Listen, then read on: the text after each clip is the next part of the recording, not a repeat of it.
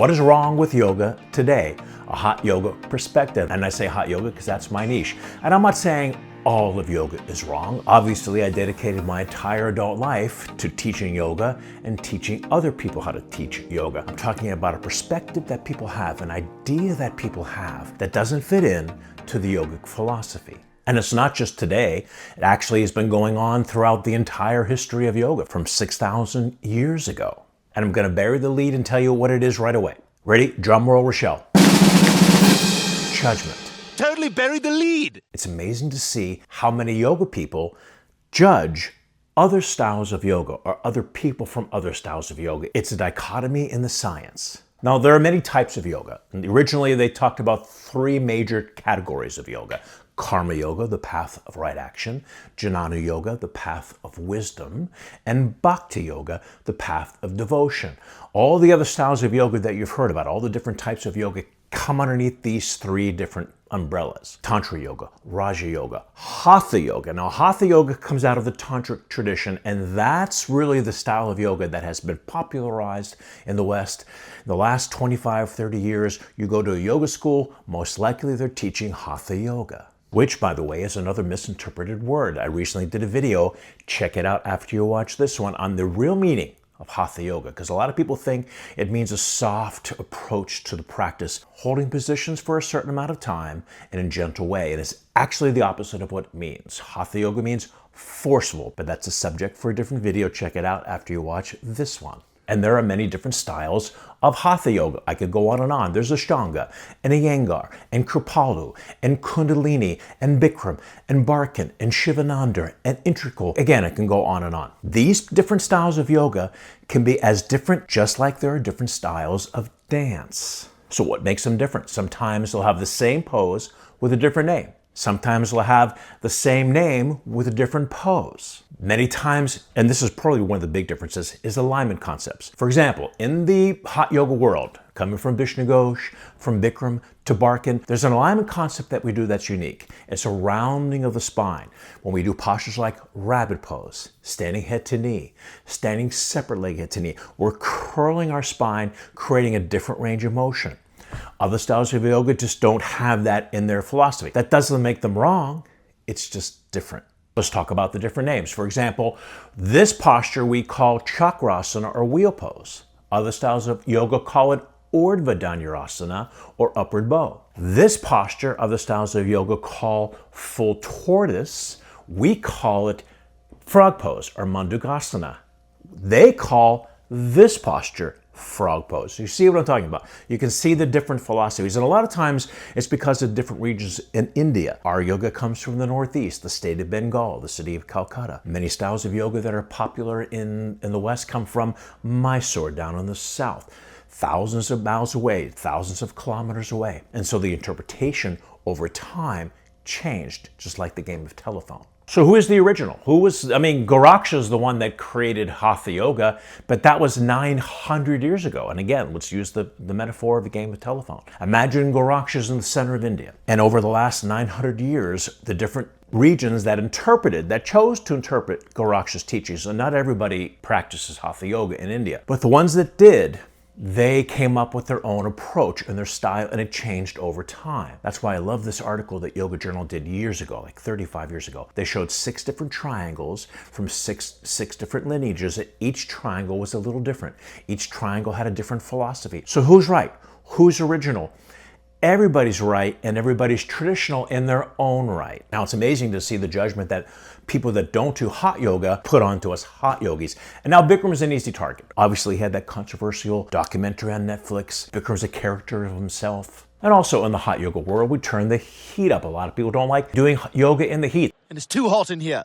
They say, oh, that's wrong. You shouldn't be doing yoga in the heat. I had the privilege of working with all the professional athlete teams in South Florida. Around 2006, I started working with the Miami Dolphins for a second time. I worked with them 10 years earlier. So they would come to my studio in Plantation and do the practice with me. They were all excited, went back to the training camp, and they started talking about how great this yoga was. Well, there was a very famous Miami Dolphin at the time. I'm not going to mention any names. Come on, tell us. Really? His last initial begins with W, and he is a running back. If you're a sports fan, you know who I'm talking about. And he was doing a different style of yoga. He was doing a style of yoga, I think it was Shivananda, completely different than the hot yoga world. And he pretty much stopped him in the tracks. He says, no, no, no, that's not real yoga. That's fake yoga. I'm like, what does that even mean? Where does the judgment come from? There was another famous singer, and some of you know my original dream was to be a singer, and I still sing part-time in South Florida. And I took her master class. You know those master classes that they have, that they advertise, I think, on Facebook? So I took her master class because I wanted to hear what she had to say about singing and performing. And interestingly enough, we actually had the same singing teacher, even though I was a lot older than she was and went to him before she was born. But anyway, she was talking about how wonderful yoga was, and singers should do yoga. Performers should do yoga because it centers them, it helps them with their breath. And then she says, and I'm so good, I'm glad she's an advocate of yoga. And then she goes and says this, but I'm not talking about trendy yoga like Bikram. And I'm like, oh my God, are you kidding me? Trendy yoga? I mean, Bikram came to the United States before almost any yoga person made yoga famous in the United States. He came in the mid-70s.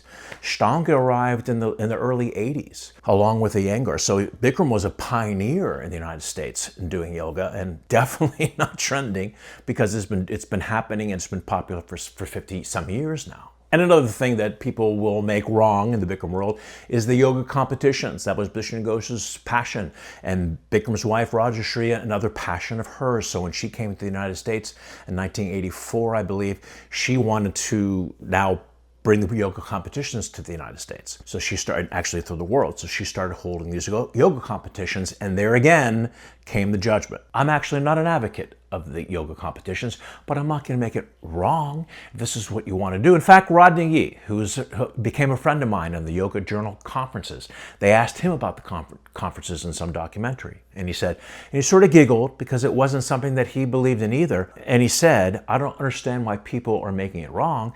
If you don't like it, just don't go to it. And that's the same thing about the judgment about all yoga, why I'm making this video. If you don't want to do that yoga, if it doesn't work within your philosophy, the heat or the alignment or the teacher, then don't go. But why make it wrong? Lilias Folan, who is considered to be the first woman of yoga in the United States. She started teaching yoga on PBS. If you're not in the United States, it's a public television station that is nationally broadcasted. And she was teaching yoga on PBS back in the early 70s. She had this really long hair, and she would do a very gentle style of yoga. Now, I actually met her on the Yoga Journal circuit again, much later on. She was very sweet to me, and I had the honor actually of writing an endorsement in her last book about yoga as people age. So we became friendly on the circuit. But she does a different style of yoga than I do. She does a very gentle style, which is not hot yoga at all, not our hot yoga philosophy. She does a little mermaid pose and puppy pose and child pose, and never ever go to a point where you feel any discomfort within the pose. And if you're doing a live class with Lilias, you can never applaud for her. It's too loud. You only want to do angel claps. Angel claps for Lilias. That's so sweet. Now, the point I'm making is it's not the yoga that I do. It's not the yoga that I'm drawn to. It's not what I dedicated my life to. But I'm not going to make people wrong for choosing that style of yoga. If that's what you want to do, God bless you. Why make the other styles wrong? Like I said, the metaphor for dance. You're not going to see a ballet dancer walk into a jazz dance studio and say, that's not real dance. That's not how you do the proper pliés. They're doing a different style. You don't see a jazz dancer walking into a country line bar and say, that's not real dance. That's not what we do. That's wrong. No, it's a different style. It's a different approach. Yoga can be that different. It can be that diverse. And Bikram does the same thing. I'm not saying Bikram doesn't make other styles of yoga wrong. I was actually in an interview with him when he was doing an interview with Yoga Journal, and they said to him, let's just make sure we have this, I wrote this down properly for our readers. And this is back when vinyasa was very popular. And they said to Bikram, I think this was in the 90s, so you're saying, just for our readers, that everybody in the yoga world except for you are circus acrobats because of all those flipping and jump throughs that they do in vinyasa. And Bikram said, no, that's not what it said. They're circus clowns. That's my Bikram imitation. So when you're saying that, you're separating yourself from the rest of the yoga world. Again, I'm not advocating that at all. I'm just saying Bikram is also responsible for doing the same thing. And the people in Anusara, they are very, very alignment oriented, very alignment detailed, and they make other styles of yoga wrong. That's not the right position. That's not the right alignment. Now, let's do a sidebar here for a second. If you're in a position that could hurt the student, that's different. You definitely need to say, make sure that you're doing proper alignment to help the body, because that was Bishop Ghosa's whole thing, using yoga to heal the body, using yoga as a healing modality. So that's different. But some alignment concepts are not going to be injurious to a person's body, just a different philosophy. And I'm glad you stayed to the end of this video because, like I said in the very beginning, it's not just today, back in ancient times. Because, here's a little history lesson. When yoga first started, and this really sums up the whole idea of this video, when yoga first started, the concept of yoga was that people were suffering. And the shamans were the first ones to intuit the teaching of yoga. The shamans went into a trance-like state and realized why people were suffering then, why people continue to suffer today for the same reason, that we're under the idea, that we're under the illusion that we're separate beings. And the concept of yoga and the techniques that the yogis taught was to shatter the illusion that we're separate beings. Now, here comes the first traditionalist, and they said, this is how you practice yoga. And that was what was practiced for thousands of years. And then 2,000 years ago, 4,000 years into the practice, comes a very popular and famous sage called Patanjali, and he has a different approach. And back to the traditionalists real quick, they were saying, concept of yoga is to connect with God. And Patanjali is saying, okay, well, that's fine, but I can't connect with God until I quiet the mind. I got to quiet my mind first. The traditionalists argue back, it's not about you and your mind, that still keeps you separate. And Patanjali says, yes, I understand what you're saying, but I got to quiet the mind first. So here is one of the first arguments, one of the first differences. And now 1,000 years after Patanjali comes the Tantric movement, which again contrasts Patanjali. Forget about Patanjali being a dualist and not a non-dualist. That's a whole issue for another video. But the Tantric philosophy was not to quiet the mind first, but to use the body as a vehicle, as an antenna for the connection with God. Eventually we will quiet the mind, but again, another technique. And what happened was all these yogis were disagreeing with each other. No, that's not what yoga is. No, this is what yoga is. And here's the dichotomy. It keeps us in the separation. And that's the whole idea of this video. Or why we think others are wrong keeps us in the separation. Find a yoga style that you love. Find the yoga style that fits for you and your lifestyle, and stick with it. And that's what you do. But why make the other styles of yoga wrong? It just doesn't make any sense. So before we finish, I just want to let you know where I'm going to be in the next few weeks. We're just starting a Barkan Method Level 2 in Fort Lauderdale, October 5th to the 10th. The very next day, I'm going to be in Coconut Creek, Florida, at Evolution Yoga for a Barkan Method Vinyasa workshop. The next month, I'm going to be in Marltown, New Jersey at Revive Yoga doing a 26 and 2 and Barkan and Vinyasa workshop. Love to have you join us. I put links in the description below. So that's our episode for today. Thank you so much for watching. If you're new to the channel, please consider subscribing. Any questions or comments you have, I may get a few on this video, put them down below. I'd love to hear from you, and I'm happy to get back to you. And I'll see you at the next video. Bye, everyone.